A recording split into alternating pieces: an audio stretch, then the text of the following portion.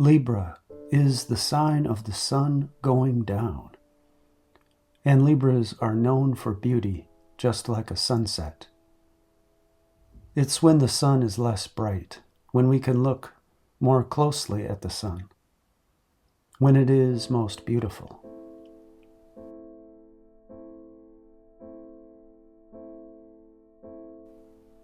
It's the place in the chart where the sun meets the night. Libra also marks the fall equinox, when the hours of daylight are equal to the hours of darkness, a time of beautiful balance. A Libra certainly has charm and can keep anyone's attention for a long period of time. A Libra can be Venus personified, especially the middle degrees of this air sign.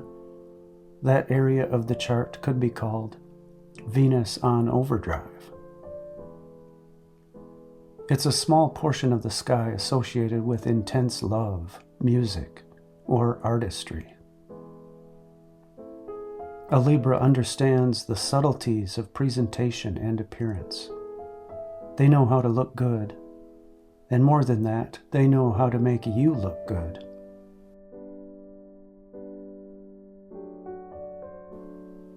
The word Libra is Latin for the scales, which are used to weigh and balance items to foster any kind of exchange. A tool to promote justice and fairness between buyer and seller, or just between two parties looking for agreement. Libras often use precision and measurement in their daily lives. Saturn is exalted in Libra, and the fairness and proper behavior related to doing things in a balanced way, these are quite Saturnian. Though they can be competitive, people with a focus here are more concerned with fairness and being gracious, and they are definitely interested in harmony. Libras are very social, and they know how to interact appropriately. Music is usually part of the scene, and many musicians have a lot of Libra influence. They strive for harmony and for equilibrium. After all, the seventh house includes the world of yoga.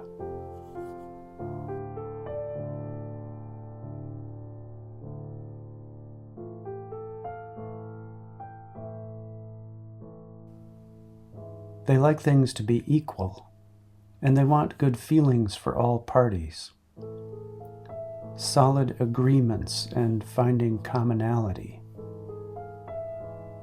Libra is all about brotherhood and sisterhood, but most of all, they seem to be interested in finding balance. This makes them excellent diplomats, politicians, and negotiators. And more than most people, they can understand the viewpoint of the other. Their aim is to create that scenario where self and other become joined in a connected philosophy. And the aim is also to find a place where people can truly arrive at a meeting of the minds.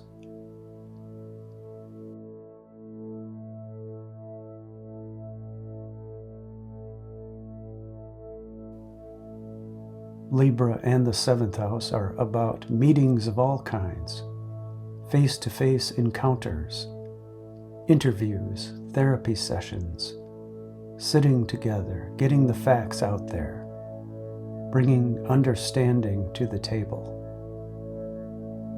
These meetings can also include the adversary or the foil. The seventh house is both colleagues and adversaries, or enemies that are in the open. By including the adversary, a Libra is better able to give words to the agreements and to the documents that bring parties together.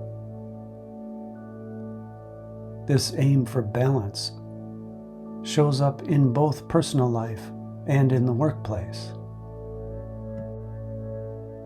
Because of this, they are sometimes called the devil's advocate or the contrarian. They are profoundly keyed into the workings of the people around them, and they will sacrifice themselves if it means they can provide more fairness for others. Others may or may not pick up on this trait. An astrological house is the outward manifestation of a sign, or the manifestation of a certain style. And so the seventh house becomes the realm of diplomacy and even of government agencies. Encounters that lead to agreement and signed contracts. Putting long-term goals into words and promises on paper. We also find a deep focus on marriage and the marriage contract. Marriage may be the ultimate expression of joining self and other. And marriage may be the ultimate search for a true meeting of the minds.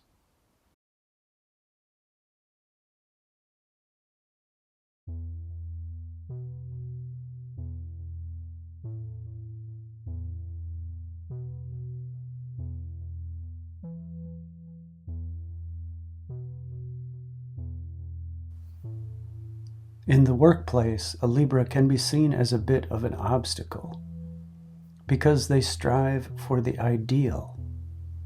They want to make improvements so that everything is fair. They are the voice of harmony. But sometimes they aren't as geared toward action as the opposite sign, Aries. And so they can appear to be less focused on getting things done. And there can be contradictions in what they say and what they actually do. Libras can sometimes forget to speak up for themselves, and they can get so caught up with the other, or the partner, or with the task at hand, that they forget to argue their own case. Their very identity can be forged based on the experiences they've had in encounters with others. They certainly don't like to be alone. And they are level-headed, and they make excellent constructive critics. If you have a problem of any kind, a Libra may be the very first person to go to for help. One of their main drives is the concept of mutual benefit, so it is unlikely they would take advantage of anyone. But of course, we all have Pluto and Saturn somewhere in the chart.